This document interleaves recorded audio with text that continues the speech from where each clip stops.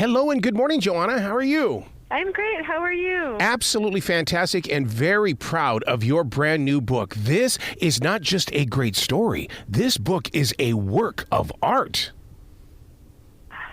Thank you so much. I mean, you as an adult, I go from page to page, and I'm just blown away. I want to see this in a live gallery scene is what I want to do, with your physical words written on the pages. I would love that so much. Amanda Phingbodhipakkiya's art is just stunningly gorgeous. How did you guys even team up? Yeah, that's such a great question. It's actually a really unique story for most picture books. So the idea for this book really came from my editor, who in the middle of the pandemic, at the height of, very modern day anti-Asian violence and rhetoric, she said, I think we need a book that kind of tells our history and just something that's really powerful in this way. And she didn't give me any more direction than that, but she said, I'd love you to write it, and I would like Amanda Phingbodhipakkiya to illustrate it. And up until that point, Amanda had never done a picture book. She's a multidisciplinary artist. She does murals and installations and public works campaigns all over the world. And so I met up. Amanda's in New York and I'm in California, and she happened to be in Oakland painting a mural. So I went up and I had lunch with her and sort of talked to her through the idea of the book. And she was very smart. That sounds like a great idea, but why don't you show me the manuscript first before I commit to a project? So after a year and some change later, after I finished the book, I sent it to her and just am so grateful that she was moved by the words and decided to take on the project, because she just adds such symbolism and layers and intentionality in her art that I don't think anyone else could have for this specific project. And isn't it strange in the way that, because so many children and young readers judge a book by how thick the book is. And you're saying that it took over a year to put this book together, and yet it's like, whoa, it takes us 10 or 15 minutes to read it, but it took you over a year to bring it to us. Yeah, it's true. I researched the book for the majority of that year. It was just researching all of the history that inspired the way that I wrote the book, and so much of which is captured in the words of the book and included in the back matter. Not so much. There's a fraction of the history I learned that's included in the back matter, but it's there hopefully as an invitation for people to continue learning about the history, so much of which has really been erased and just made invisible in our history books, but that inspires every word and all of the art on these pages. Being a martial artist, the one thing that my Taekwondo instructor made us do, he says, before you even learn this art, you have got to learn the history of Korea, and that's the one thing that has always been so heavy on my heart, because you're doing that exactly here. You are showing people the history before we got to this moment of right now. Right.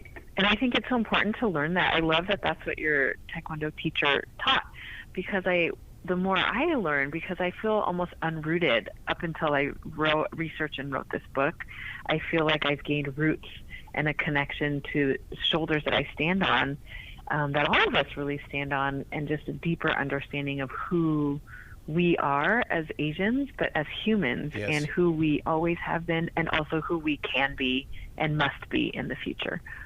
Being an educator, that's helped you out when it comes to making that connection with readers, hasn't it? I think it has. In this book in particular, the educator part of me really comes through strong in that back matter, where it's several pages of lots of, for every single page of the book, there are guiding questions to help readers continue their learning, and then bullet points of things quite literally that were included in my drafts that I sent to my editor, that I sent to Amanda, to show this is all the history that inspired each word or each line, so that they would know the significance. And I just knowing for me, the majority of readers probably also don't know the history because we don't learn it. I didn't know the history. So my hope is that people will flip through the back to look at that history, and then to go back into the text and see what all the deeper meaning and the layers in the text are. And I think that back matter really comes from my experience as an educator and my desire to have people continue to learn. Can you imagine if you would have walked in the library and spotted this book as a child? Oh gosh, I can't. I mean, even just the pictures alone, the way Amanda drew such a diversity of Asian people and the way that they look, but also the expressions, the strength and the power and the softness on their faces. They're not, it's just so different than the ways that Asian people are typically depicted in the media and in Hollywood. And so just that, the images alone, I think would have been game-changing for me as a kid. Probably one of the biggest ones that touched me, the stories, when they came. Oh, my God, my heart continues to swell on this one.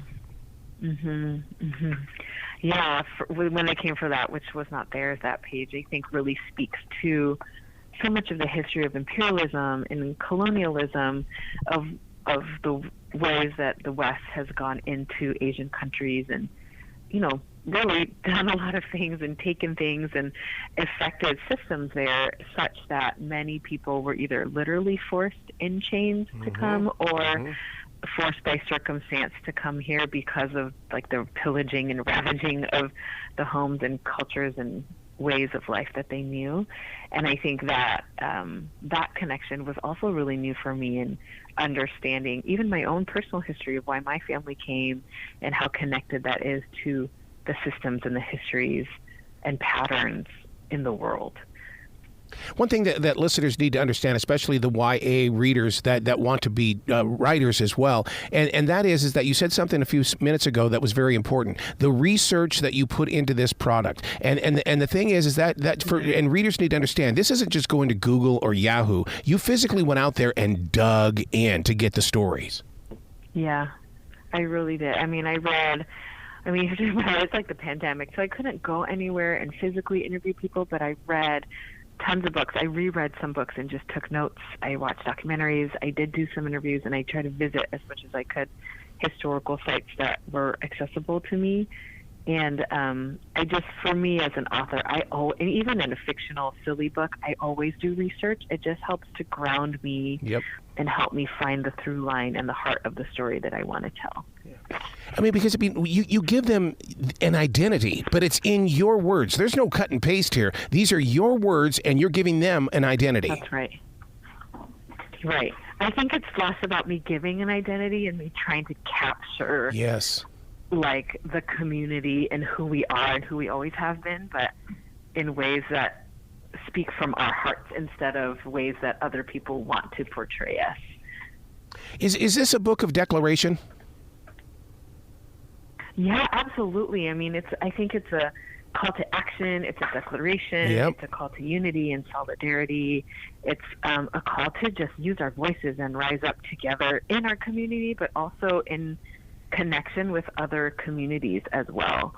My hope is that, that this does speak to the Asian community, but also that as other people outside that community read it, they can find also shared points of history, of experience, of feeling, and just recognize like a greater common humanity and need for all of us to be more united.